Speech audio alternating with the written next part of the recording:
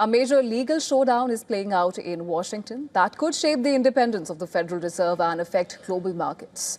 Fed Governor Lisa Cook, whom President Donald Trump tried to remove from office last year, looks likely to keep her job, at least for now. This is after contentious arguments before the U.S. Supreme Court.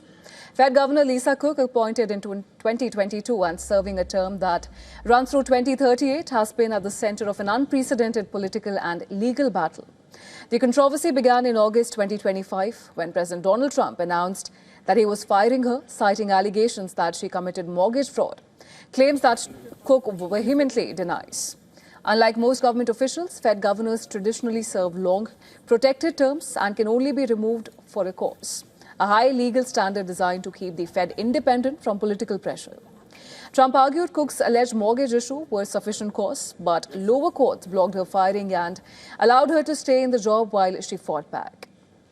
On January 21st, the U.S. Supreme Court heard arguments over whether the president can remove her, and justices from across the ideological spectrum expressed deep skepticism about the administration's case, noting that no precedent in the Fed's 112-year history has ever fired a sitting governor, and warning that allowing it could undermine the central bank's independence, which is essential for stable interest rate policy. The stakes are high. Governors like Cook vote on crucial monetary policy decisions, including interest rates that affect inflation, borrowing costs, and the broader economy. Trump's critics say that his push to oust her is tied to frustration over interest rates that have only been eased modestly. Economists warn that politicizing the Fed risks destabilizing confidence in U.S. monetary policy.